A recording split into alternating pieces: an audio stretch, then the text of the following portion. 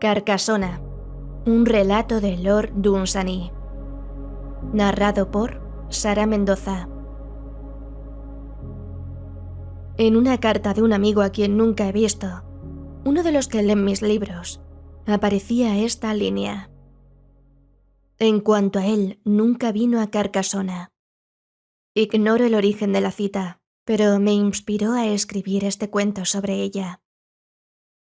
Cuando Camorac reinaba en Arm, y el mundo era más hermoso, dio una fiesta a todo el bosque para conmemorar el esplendor de su juventud.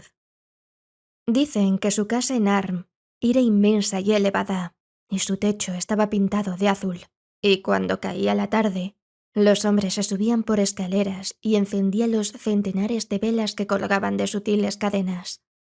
Y dicen también que a veces venía una nube y se filtraba por lo alto de una de las ventanas circulares, y venía sobre el ángulo del edificio como la bruma del mar viene sobre el borde agudo de un acantilado, donde un antiguo viento ha soplado siempre y para siempre. Ha arrastrado miles de hojas y miles de centurias. Unas y otras son lo mismo para él. No debe vasallaje al tiempo. Y la nube tomaba nueva forma en la alta bóveda de la sala, y avanzaba lentamente por ella, y salía de nuevo al cielo por otra ventana. Y según su forma, los caballeros en la sala de Camorac profetizaban las batallas y los sitios, y la próxima temporada de guerra. Dicen de la sala de Camorac en Arm que no ha habido otra como ella en tierra alguna, y predicen que nunca la habrá. Allí había venido el pueblo del bosque desde majadas y selvas, revolviendo tardíos pensamientos de comida y albergue y amor, y se sentaban maravillados en aquella famosa sala. En ella estaban también sentados los hombres de Arm, la ciudad que se agrupaba en torno a la alta casa del rey, y tenía todos los techos cubiertos con la tierra roja, maternal. Si puede prestarse fe a los viejos cantos, era una sala maravillosa.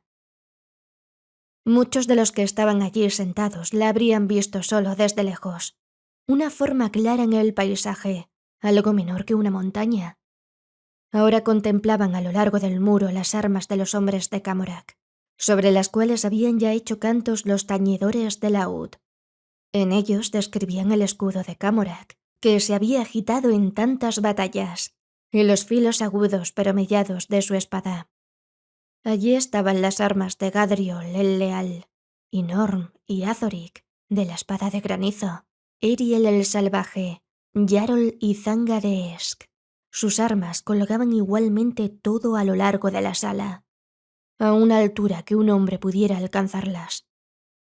Y en el sitio de honor en el medio, entre las armas de Camorac y de Gadriol el Leal, colgaba el arpa de Arleón. Y de todas las armas que colgaban en aquellos muros, ningunas fueron más funestas a los enemigos de Camorac que lo que fue el arpa de Arleón.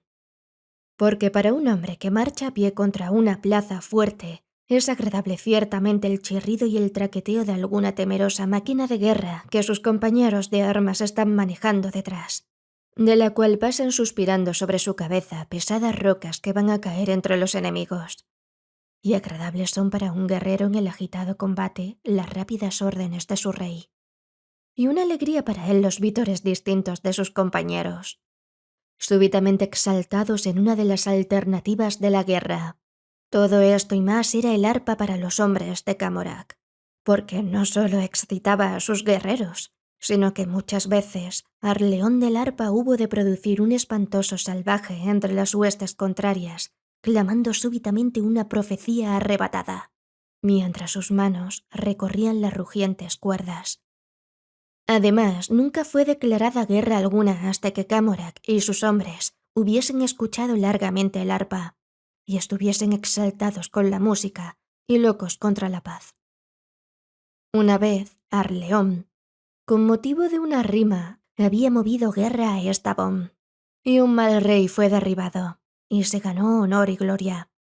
Por tan singulares motivos se acrecienta a veces el bien. Por encima de los escudos y las arpas, todo alrededor de la sala, estaban las pintadas figuras de fabulosos héroes de cantos célebres, demasiado triviales porque demasiado sobrepujadas por los hombres de Camorac, Parecían todas las victorias que la tierra había conocido. Ni siquiera se había desplegado algún trofeo de las 70 batallas de Camorac, porque estas batallas nada eran para sus guerreros o para él en comparación con aquellas cosas que en su juventud habían soñado y que vigorosamente se proponían aún hacer. Por encima de las pintadas figuras había la oscuridad, porque la tarde se iba cerrando y las velas que colgaban de las ligeras cadenas aún no estaban encendidas en el techo. Era como si un pedazo de la noche hubiese sido incrustado en el edificio cual una enorme roca que asoma en una casa. Y allí estaban sentados todos los guerreros de Ar, y el pueblo del bosque admirándolos, y ninguno tenía más de 30 años, y todos fueron muertos en la guerra. Y Camorac estaba sentado a la cabeza de todos, exultante de juventud. Tenemos que luchar con el tiempo durante unas 7 décadas.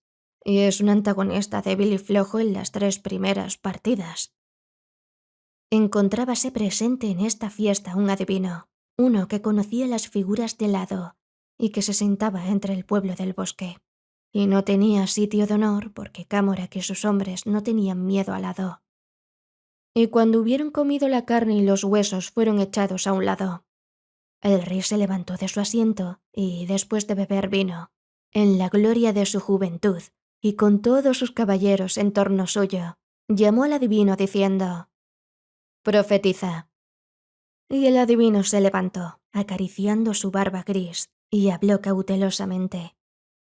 «Hay ciertos acontecimientos», dijo, «sobre los caminos del hado, que están velados aún ante los ojos de un adivino, y otros muchos tan claros para nosotros, que estarían mejor velados para todos. Muchas cosas conozco yo que mejor es no predecirlas, y algunas que no puedo predecir, so pena de centurias de castigo. Pero esto conozco y predigo, que nunca llegaréis a Carcasona». Enseguida hubo un susurro de conversaciones que hablaban de Carcasona. Algunos habían oído de ella en discursos o cantos, algunos habían leído cosas de ella, y algunos habían soñado con ella. Y el rey envió a Arleón del Arpa que descendiese del sitio que ocupaba a su derecha y se mezclase con el pueblo del bosque, y oyese lo que dijeran de Carcasona. Pero los guerreros hablaban de las plazas que habían ganado, mucha fortaleza bien defendida, mucha tierra lejana, y juraban que irían a Carcasona. Y al cabo de un momento volvió Arleón a la derecha del rey, y levantó su arpa y cantó y habló de Carcasona. Muy lejos estaba, enormemente lejos, una ciudad de murallas brillantes que se elevaban las unas sobre las otras, y azoteas de mármol detrás de las murallas, y fuentes centelleantes sobre las azoteas. A Carcasona se habían retirado primero de los hombres los reyes de los elfos con sus hadas, y la habían construido en una tarde a finales de mayo, soplando en sus cuernos de elfos. Carcasona, Carcasona. Viajeros la habían visto algunas veces como un claro sueño, con el sol brillando sobre su ciudadela, en la cima de una lejana montaña, y enseguida habían venido las nubes o una súbita niebla. Ninguno la había visto largo rato ni se había aproximado a ella, aunque una vez hubo ciertos hombres que llegaron muy cerca, y el humo de las casas sopló sobre sus rostros. Una ráfaga repentina, no más. Y estos declararon que alguien estaba quemando madera de cedro allí. Hombres habían soñado que allí hay una hechicera que anda solitaria por los fríos patios y corredores de palacios marmóreos, terriblemente bella a pesar de sus 80 centurias, cantando el segundo canto más antiguo que le fue enseñado por el mar, vertiendo lágrimas de soledad por ojos que enloquecieron a ejércitos, y que, sin embargo, no llamaría junto a sí a sus dragones. Carcasona está terriblemente guardada. Algunas veces nada en un baño de mármol, por cuyas profundidades rueda un río, o permanece toda la mañana al borde secándose lentamente al sol, y contempla cómo el agitado río turba las profundidades del baño. Este río brota a través de las cavernas de la tierra más lejos de lo que ella conoce, Sale la luz en el baño de la hechicera y vuelve a penetrar por la tierra para encaminarse a su propio mar particular.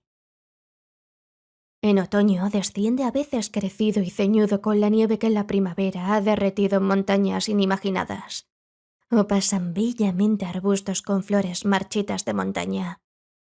Cuando ella canta, las fuentes se alzan danzando de la oscura tierra.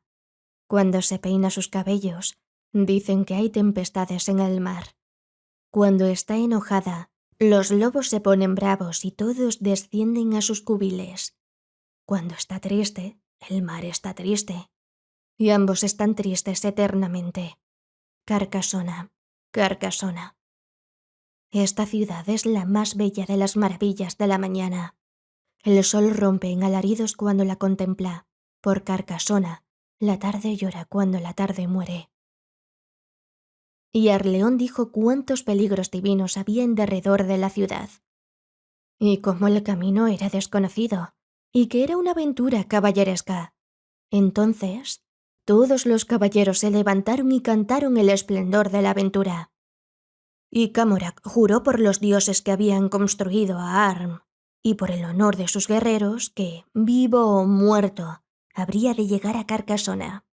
Pero el adivino se levantó y salió de la sala, quitándose las migajas con sus manos y alisándose el traje según marchaba.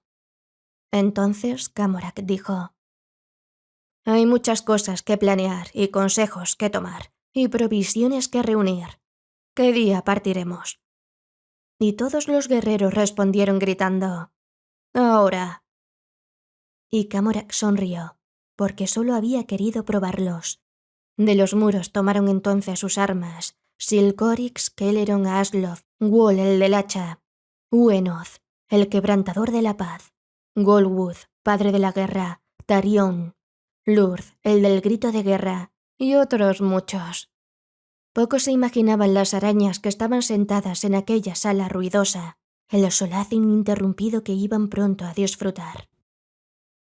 Cuando se hubieron armado, se formaron todos y salieron de la sala. Y Arleón iba delante de ellos a caballo cantando a Carcassona. Pero el pueblo del bosque se levantó y volvió bien alimentado a sus establos. Ellos no tenían necesidad de guerras o de raros peligros. Ellos estaban siempre en guerra con el hambre. Una larga sequía o un invierno duro eran para ellos batallas campales. Si los lobos entraban en un redil, era como la pérdida de una fortaleza. Una tormenta en la época de la siega era como una emboscada. Bien alimentados, volvieron lentamente a sus establos, en tregua con el hambre, y la noche se llenó de estrellas. Y negro sobre el cielo estrellado aparecían los redondos yelmos de los guerreros según pasaban las cimas de los montes. Pero en los valles centelleaban aquí y allí, según la luz estelar caía sobre el acero. Seguían detrás de Arleón, que marchaba hacia el sur, de donde siempre había venido rumores de Carcassona. Así marchaban a la luz de las estrellas, y él delante de todos cantando. Cuando hubieron marchado tan lejos que no oían ningún ruido de Arm, y que hasta el sonido de sus volteantes campanas se había apagado, cuando las velas que ardían allá arriba en las torres no les enviaban ya su desconsolada despedida, en medio de la noche aplaciente que arrulla los rurales espacios, el cansancio vino sobre Arleón y su inspiración decayó. Decayó lentamente. Poco a poco fue estando menos seguro del camino a Carcassona. Unos momentos se detenía a pensar y recordaba el camino de nuevo, pero su clara certeza había desaparecido, y en su lugar ocupaban su mente esfuerzos por recordar viejas profecías y cantos de pastores que hablaban de la maravillosa ciudad. Entonces, cuando se decía a sí mismo cuidadosamente un canto que un vagabundo había aprendido del muchacho de un cabrero, allá lejos, sobre los bajos declives de extremas montañas meridionales, la fatiga cayó sobre su mente trabajada, como nieve sobre los caminos sinuosos de una ciudad ruidosa, enmudeciéndolo todo. Estaba en pie y los guerreros se agolpaban junto a él. Durante largo tiempo habían pasado a lo largo de grandes encinas que se alzaban solitarias aquí y allí, como gigantes que respiran en enormes alientos el aire de la noche antes de realizar algún hecho terrible. Ahora habían llegado a los linderos de un bosque negro. Los troncos se erguían como grandes columnas en una sala egipcia, de la cual el diosa recibía, según manera antigua, las plegarias de los hombres. La cima de este bosque cortaba el camino de un antiguo viento. Aquí se pararon todos y encendieron un fuego de ramas sacando chispas del pedernal sobre un montón de helecho. Despojáronse de sus armaduras y sentáronse en torno del fuego. Y Camorac se levantó allí y se dirigió a ellos. Y Camorac dijo: «Vamos a guerrear contra el hado, cuya sentencia es que yo no he de llegar a Carcasona. Y si descaminamos una sola de las sentencias del hado, entonces todo el futuro del mundo es nuestro, y el futuro que el hado ha dispuesto es como el cauce seco de un río desviado. Pero si hombres como nosotros, si tan resueltos conquistadores no pueden prevenir una sentencia que el hado ha decidido, entonces la raza de los hombres estará por siempre sujeta a hacer como esclava la mezquina tarea que se le ha señalado». Entonces todos ellos desenvainaron sus espadas y las blandieron en alto en el resplandor de la hoguera, y declararon guerra al hado. Nada en el bosque sombrío se movía, y ningún ruido se escuchaba. Hombres cansados no sueñan de guerra. Cuando la mañana vino sobre los campos centelleantes, un grupo de gentes que había salido de Arn descubrieron el campamento de los guerreros, y trajeron tiendas y provisiones. Y los guerreros tuvieron un festín, y los pájaros cantaban en el bosque, y se despertó la inspiración de Arleón. Entonces se levantaron, y siguiendo a Arleón, entraron en el bosque y marcharon hacia el sur. Y más de una mujer de Ar les envió sus pensamientos cuando tocaban algún viejo aire monótono. Pero sus propios pensamientos iban muy lejos delante de ellos, deslizándose sobre el baño a través de cuyas profundidades corre el río en Carcasona, ciudad de mármol. Cuando las mariposas danzaban en el aire y el sol se aproximaba al cenit, fueron levantadas las tiendas y todos los guerreros descansaron, y de nuevo tuvieron festín. Y ya avanzada la tarde, continuaron marchando una vez más cantando a Carcasona. Y la noche bajó con su misterio sobre el bosque, y dio de nuevo su aspecto demoníaco a los árboles, y sacó de profundidades nebulosas una luna enorme y amarilla. Y los hombres de Arn encendieron hogueras, y súbitas sombras surgieron y se alejaron saltando fantásticamente. Y sopló el viento de la noche, levantándose como un aparecido, y pasaba entre los troncos, y se deslizaba por los claros de luz cambiante, y despertaban a las fieras que aún soñaban con el día, y arrastraba pájaros nocturnos al campo para amenazar a las gentes timoratas, y golpeaban las rosas contra las ventanas de los aldeanos, y murmuraba noticias de la noche amiga, y transportaba a los oídos de los hombres errantes el eco del cantar de una doncella, y daba un encanto misterioso al sonido del laúd tocado en la soledad de unas distantes colinas, y los ojos profundos de las polillas lucían como las lámparas de un galeón, y extendían sus alas y bogaban por su mar familiar. Sobre este viento de la noche también los sueños de los hombres de Camorac iban flotando hacia Carcasona. Toda la mañana siguiente marcharon y toda la tarde, y conocieron que se iban acercando ahora a las profundidades del bosque. Y los ciudadanos de Arm se apretaron entre sí y detrás de los guerreros, porque las profundidades del bosque eran todas desconocidas de los viajeros, pero no desconocidas para los cuentos de espanto que los hombres dicen por la tarde a sus amigos en el bienestar seguro de sus hogares. Entonces apareció la noche y una luna desmesurada, y los hombres de Camorac durmieron. Algunas veces se despertaban y se volvían a dormir, y aquellos que permanecían despiertos largo tiempo y se ponían a escuchar, oían los pasos de pesadas criaturas bípedas marchando lentamente a través de la noche sobre sus patas. Tan pronto como una luz, los hombres sin armas de Arn Principiaron a escurrirse y se volvieron en bandas al través del bosque. Cuando vino la oscuridad, no se detuvieron para dormir, sino que continuaron huyendo todo derecho hasta que llegaron a Arn, y con los cuentos que allí dijeron aumentaron aún el terror de la selva. Pero los guerreros tuvieron un festín, y después Arleón se levantó y tocó su arpa, y los condujo otra vez. Y pocos fieles servidores permanecieron con ellos aún, y marcharon todo el día al través de una oscuridad que era tan vieja como la noche. Pero la inspiración de Arleón ardía en su mente como una estrella, y los condujo hasta que los pájaros comenzaron a posarse en las cimas y anochecía, y todos ellos acamparon.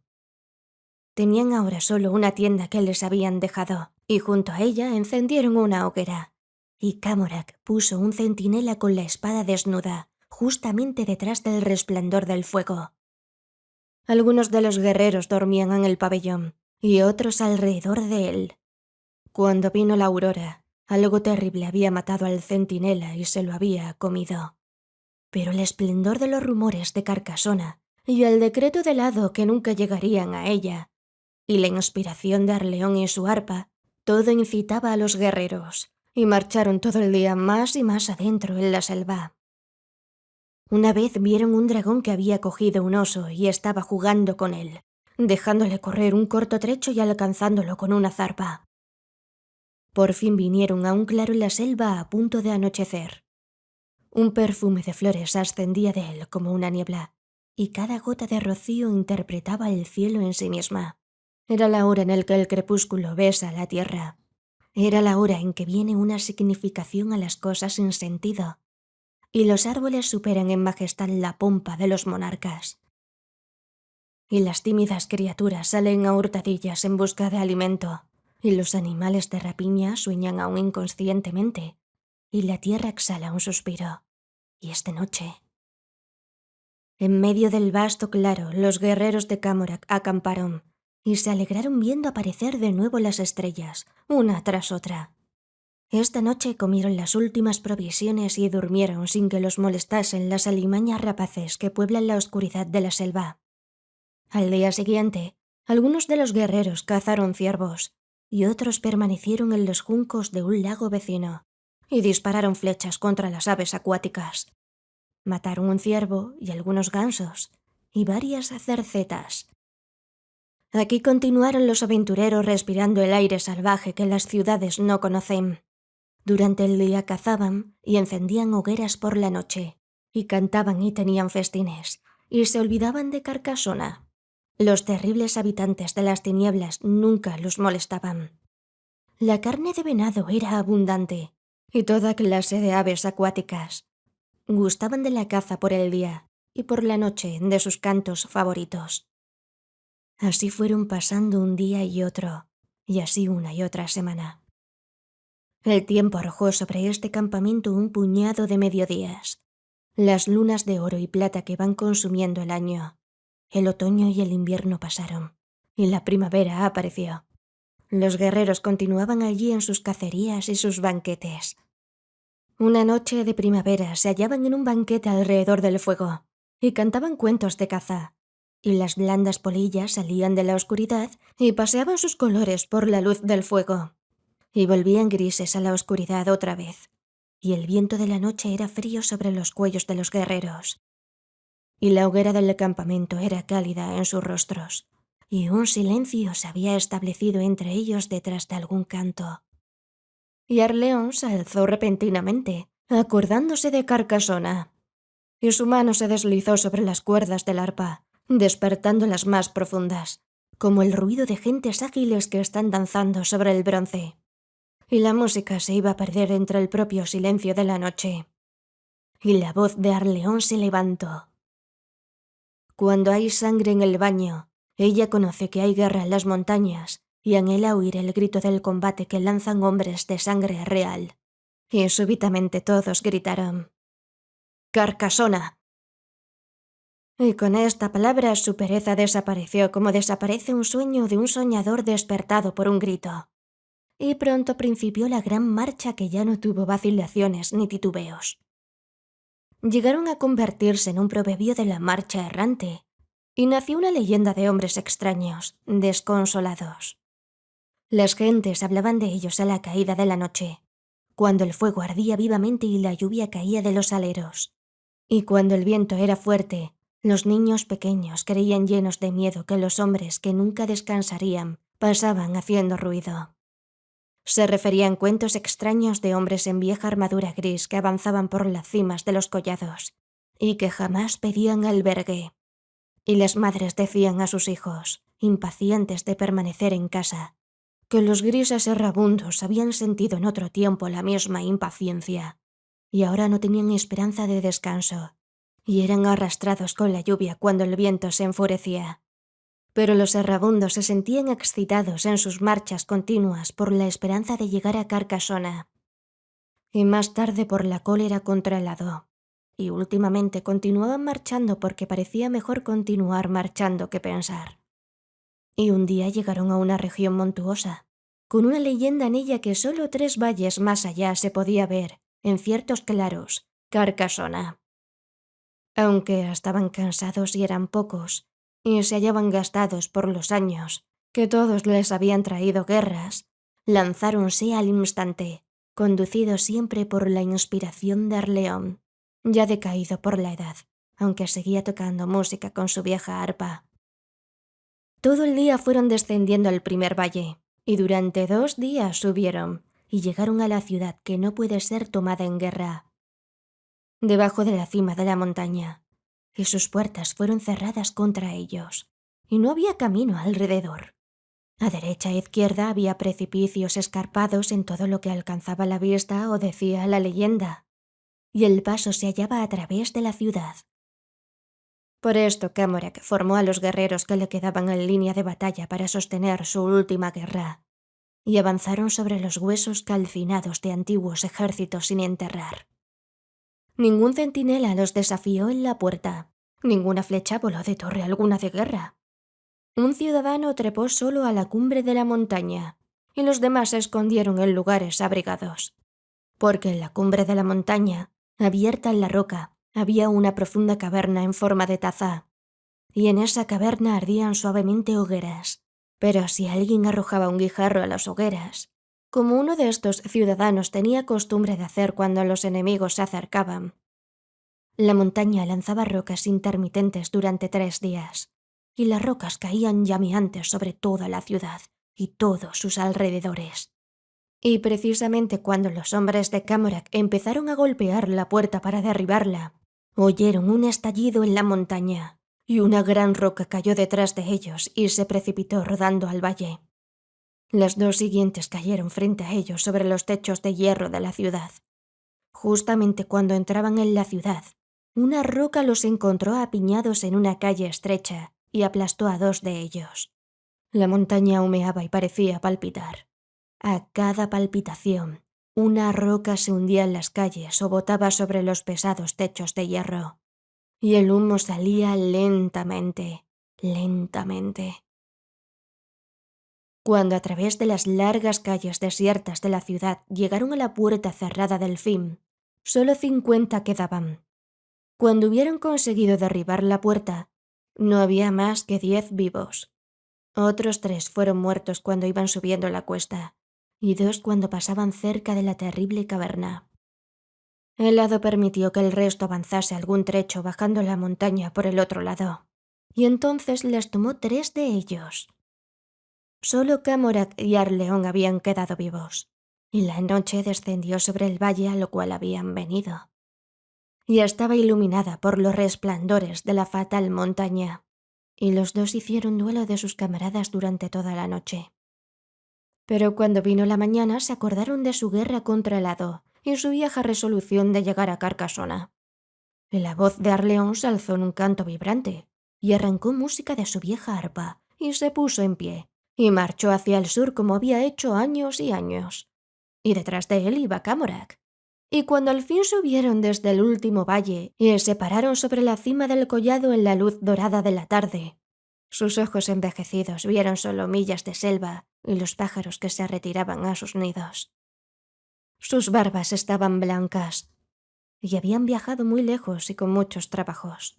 Les había llegado el tiempo en que un hombre descansa de sus trabajos y sueña, durmiendo ligeramente con los años que fueron y no con los que serán.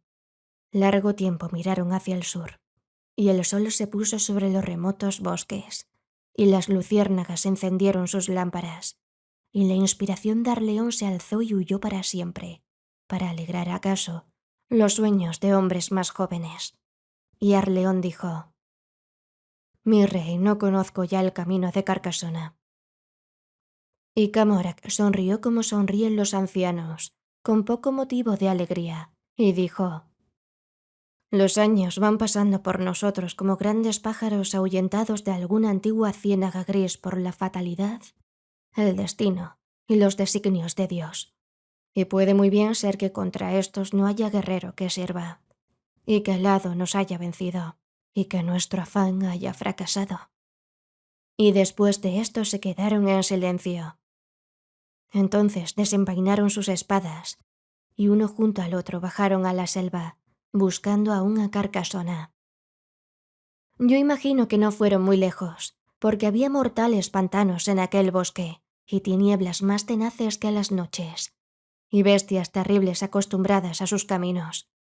Ni hay allí leyenda alguna, ni en verso ni entre los cantos del pueblo de las campiñas, de que alguno hubiese llegado a Carcasona. Fin.